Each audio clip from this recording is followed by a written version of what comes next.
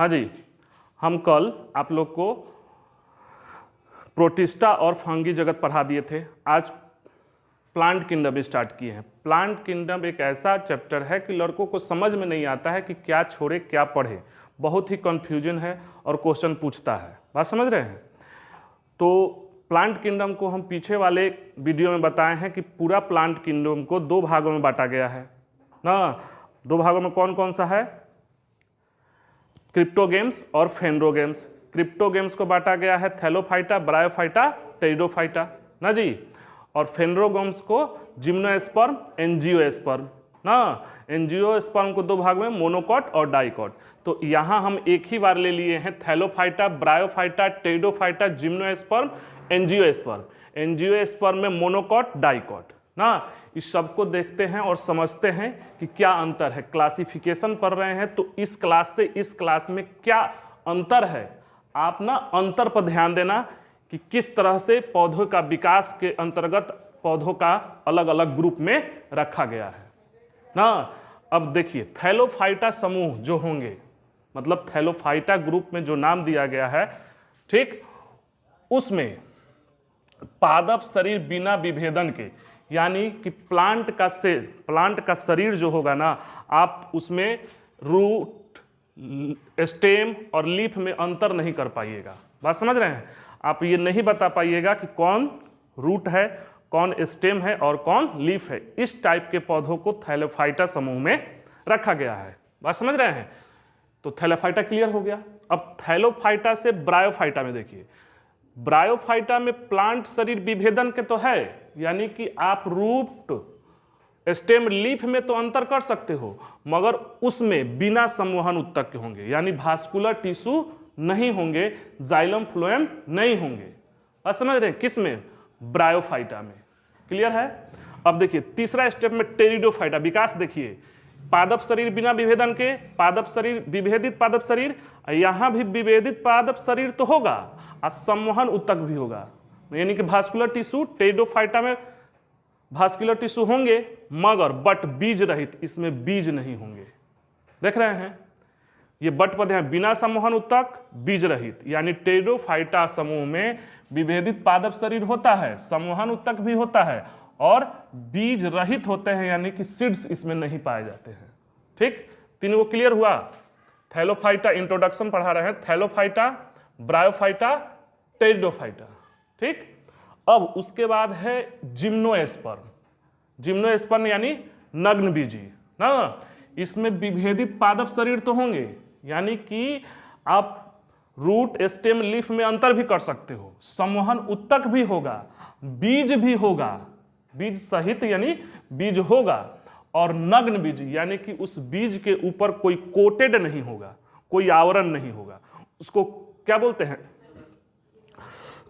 उसको जिम्नोस्पर्म। अब एंजियोस्पर्म देखिए, इसमें क्या है? विभेदित पादप शरीर तो होगा, संवहन उत्तक भी होगा, यानी भास्कुलर टिश्यू भी होंगे, बीज सहित भी होगा, यानी बीज भी होगा, आवृत बीज होगा, यानी कि बीज के ऊपर जो होगा कोटेड होगा, यानी पूर्ण रूप से ये विकसित पौधे हो गए। समझ रहे हैं? और ये आवृत बीजी जब होंगे तो मोनोकॉट होंगे, यानी एक बीजपत्री और द्विबीजपत्री। बात समझ रहे हैं? एक बीजपत्री और द्विबीजपत्री होंगे। तो इंट्रोडक्शन में आप क्या देखें? अब फिर से एक बार देखिए, विभेदित पादप शरीर ना नहीं होंगे, पादप शरीर बिना विभेदन के, यानी आप इसमें अंतर नहीं कर सकते हो। इसमें अंतर कर सकते हो मगर ब्रायोफाइटा में अंतर कर सकते हो, मगर संवहन उत्तक नहीं होगा। इसमें अंतर भी कर सकते हो, संवहन उत्तक भी होगा, मगर बीज रहित होगा, बीज नहीं होगा टेरिडोफाइटा में ना। जिम्नोस्पर्म में विभेदित पादप शरीर भी होगा, संवहन उत्तक भी होगा, बीज सहित भी होगा, मगर नग्न बीजी होगा ना। एंजियोस्पर्म में विभेदित पादप शरीर होगा, संवहन उत्तक भी होगा, बीज सहित भी होगा, और बीज के ऊपर कोटेड होगा, आवृत बीजी। देख रहे हो क्लासिफिकेशन? यानी पूरा प्लांट किंगडम कितना हो गया? Thallophyta, bryophyta, pteridophyta, gymnosperm, angiosperm. Introduction में देख लिए।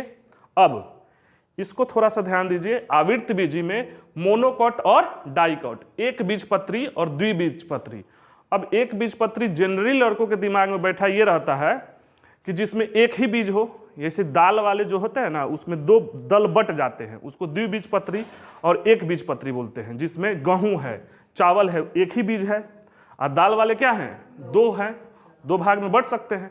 तो लड़कों के दिमाग में एक को बैठा है बीज के, मगर यही अंतर नहीं होता है, सब में अंतर होता है। तो जो मोनोकॉट के होंगे वो देखो, जड़ जिनके होंगे वो फाइबरस रूट होंगे।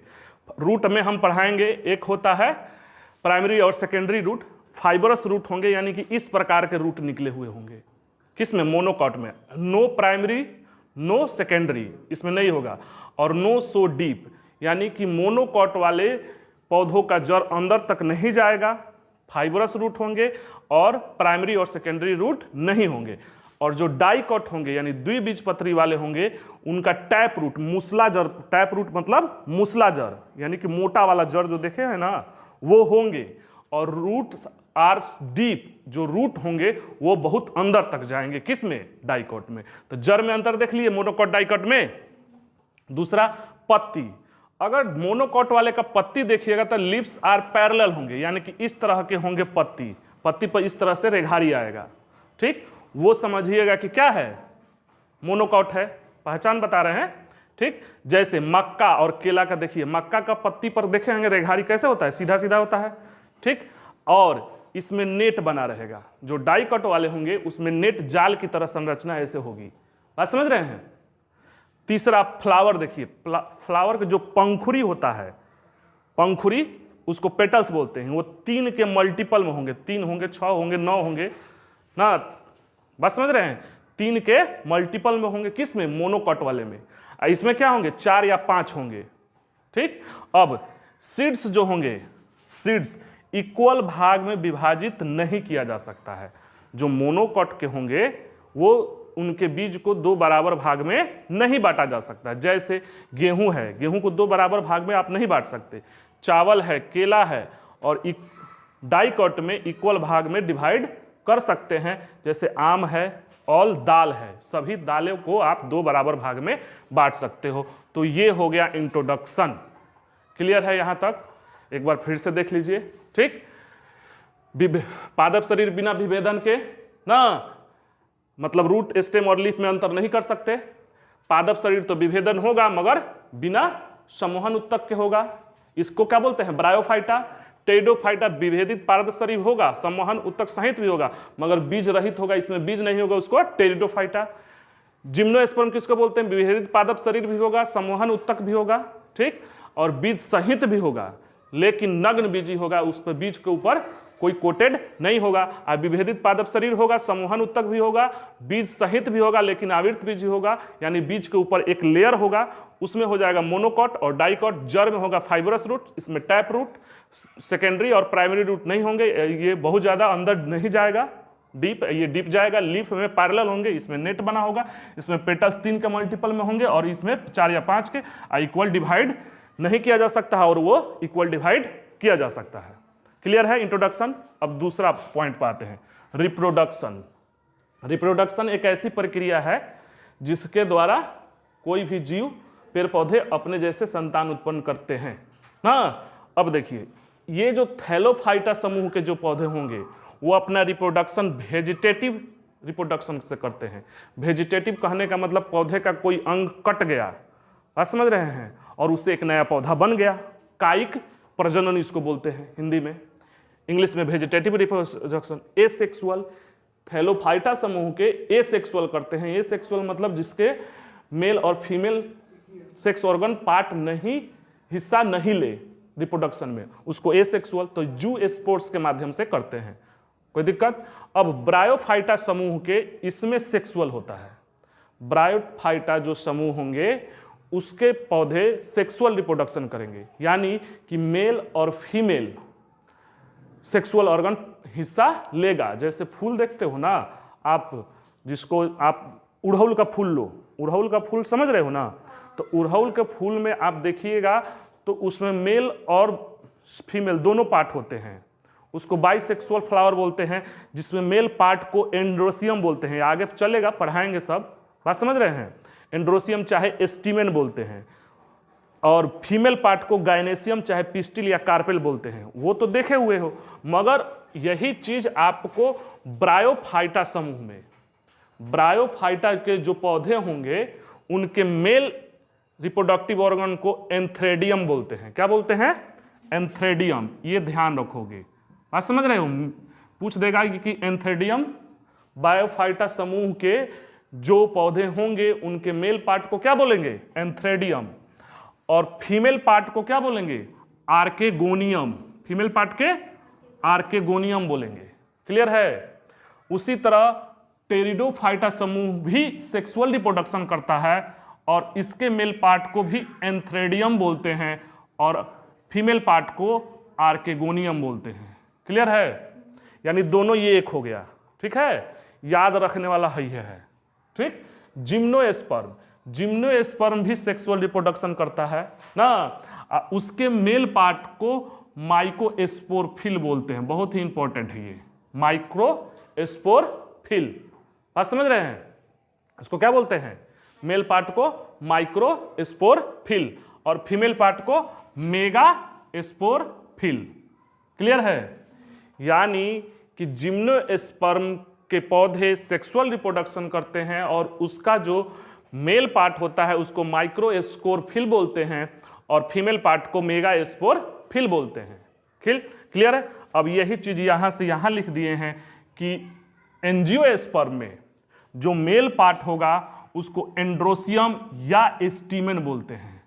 ठीक, देखो यहां भी मेन लगा हुआ है, MEN, बार बार करोगे, स्टीमेन। ठीक, फीमेल पार्ट को गाइनोसियम बोलते हैं या पिस्टिल या कार्पेल बोलते हैं। ठीक, हिंदी में स्त्रीकेसर पुंकेसर आप पढ़े होंगे, बात समझ रहे हैं। मगर आजकल एग्जामिनर पूछ देगा उसी तरह एंड्रोसियम हिंदी में लिख देगा, बात समझ रहे हैं। हाँ जाओगे, गाइनोसियम गाइनोकोलॉजिस्ट समझो ना, जैसे स्त्री रोग विशेषज्ञों को वैसी से बना है गाइनोसियम, यानी कि पौधे के फीमेल पार्ट को गाइनोसियम बोलते हैं या पिस्टिल या कार्पेल बोलते हैं, एंड्रोसियम चाहे स्टीमेन। यहाँ भी मेल लगा हुआ है, देखो आदमी, बात समझ रहे हो, मेल पार्ट को। क्लियर है? इस तरह से याद रखोगे तो आपका 2 गो क्लियर हो गया। इंट्रोडक्शन क्लियर है, इंट्रोडक्शन क्लियर है और रिप्रोडक्शन क्लियर है, हो गया, समझ में आ रहा है। अब तीसरा देखिए, एग्जाम्पल। यानी आप एग्जाम्पल में ये देखिए कि थैलोफाइटा समूह में जो सबसे बड़ा पौधा है उसका क्या नाम है, इसको खास तौर पे याद रखना। बात समझ रहे हो? VVI है। थैलोफाइटा समूह के जो पौधे होंगे ना, उसमें एग्जाम्पल में है लार्जेस्ट प्लांट जो होगा वो है मैक्रोसिस्टिक। मैक्रोसिस्टिक क्या नाम है? थैलोफाइटा समूह के मैक्रोसिस्टिक। बात समझ रहे हैं? इसको बोलते हैं दैत्याकार समुद्री घास। बात समझ रहे हैं? दैत्याकार समुद्री घास। अच्छा, एक ये छूट गया, देखिए इसको, ये छूट गया है इंट्रोडक्शन में। ठीक, इसको फिर से देख लीजिए।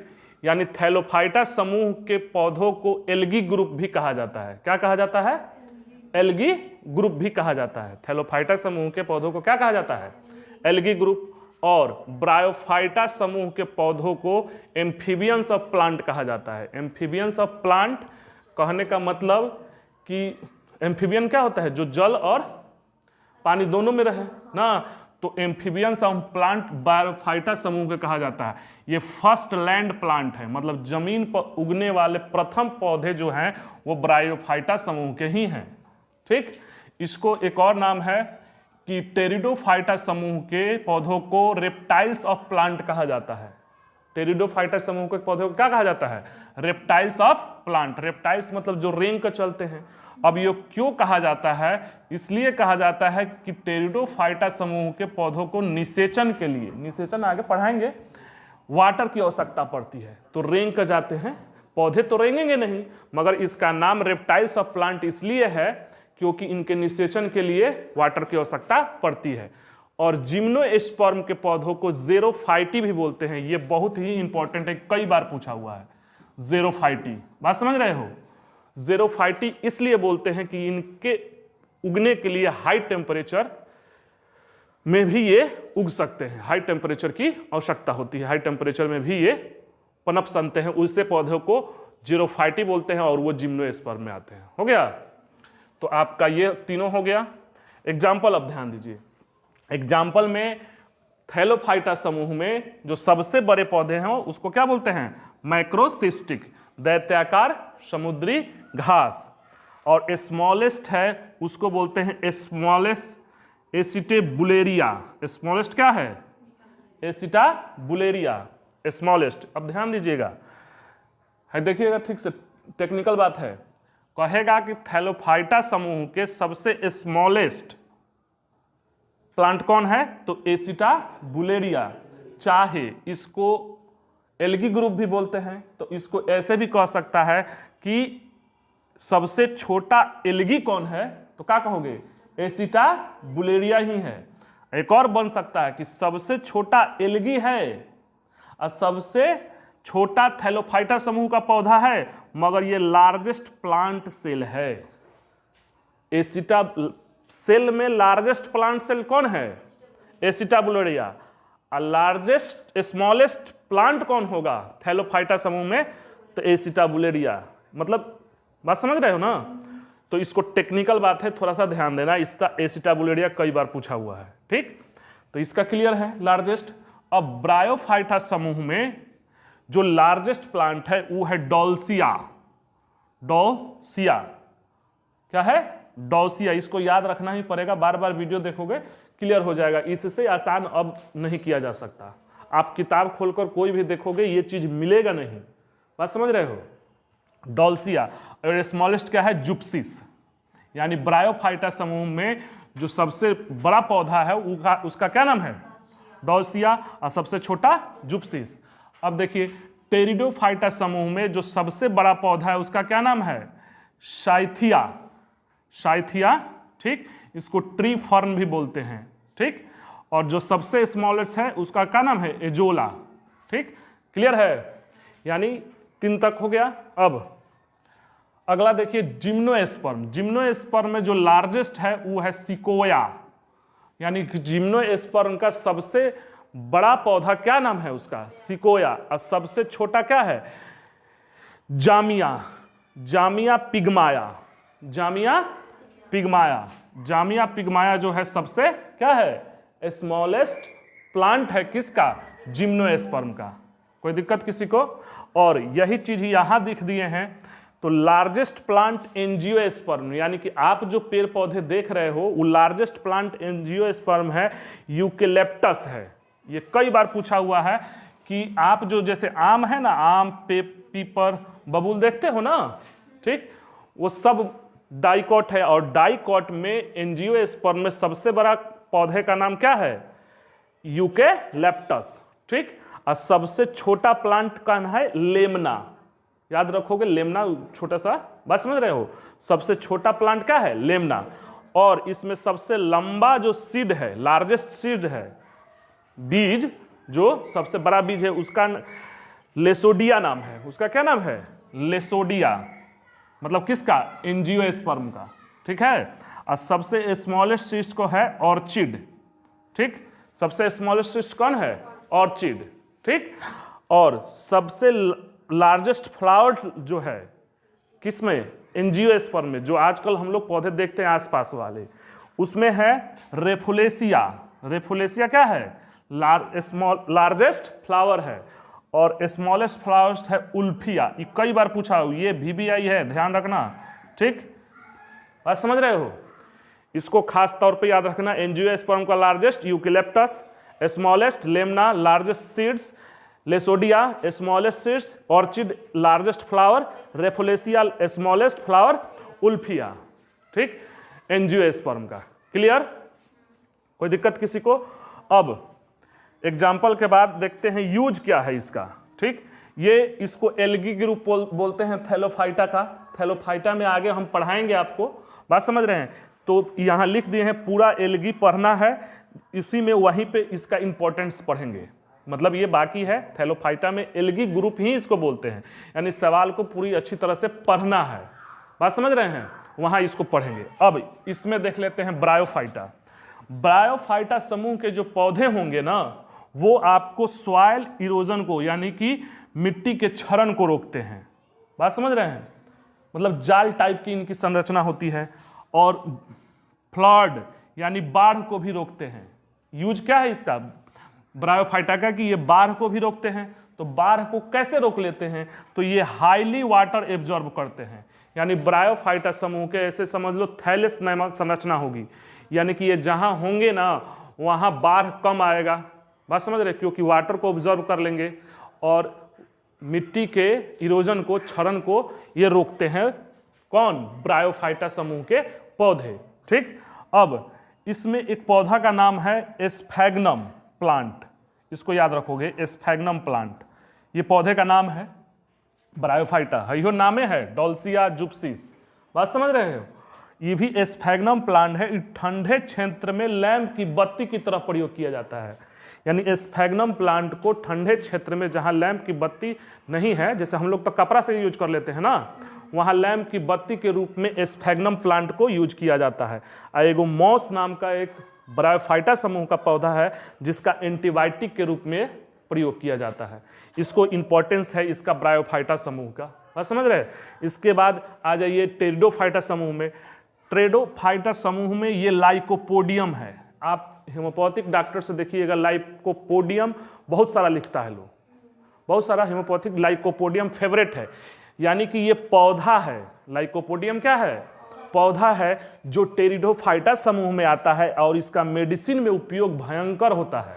बात समझ रहे हो, खास तौर पे किसमें? होम्योपैथिक में, मेडिसिन में होम्यो लिख दिए हैं।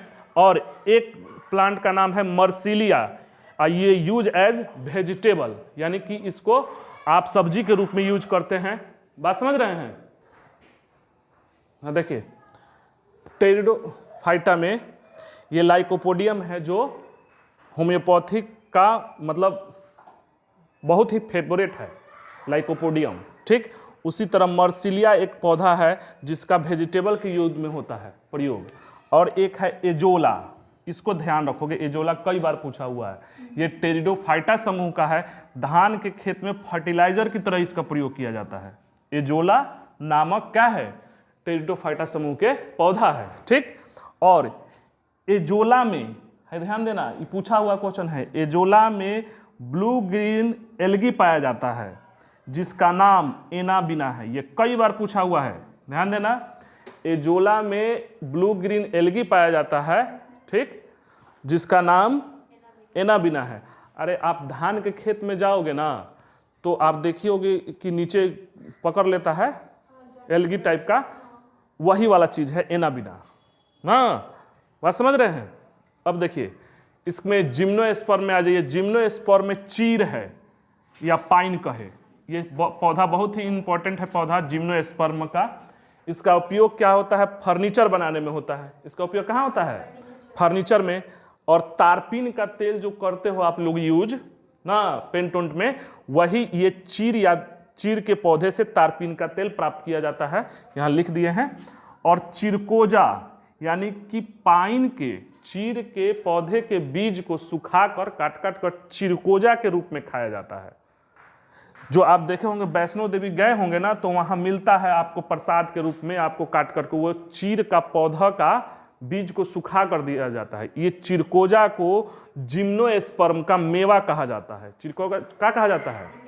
आपसे सीधा को कि जिम्नोस्पर्म का मेवा किसको बोलते हैं? मेवा यानी किशमिश। बात समझ रहे हैं।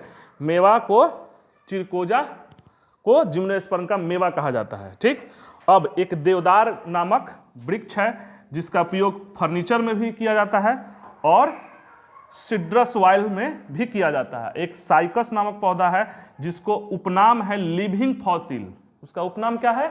Living fossil.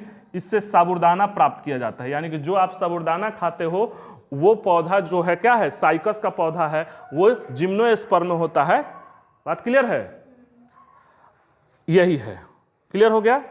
तो यही है पूरा, आप देख लीजिएगा, वो पूरा बढ़िया से समझ लीजिएगा, आपको समझ में आ जाएगा। ठीक, अब आगे क्लास में इसके आगे होगा, रहने देते हैं।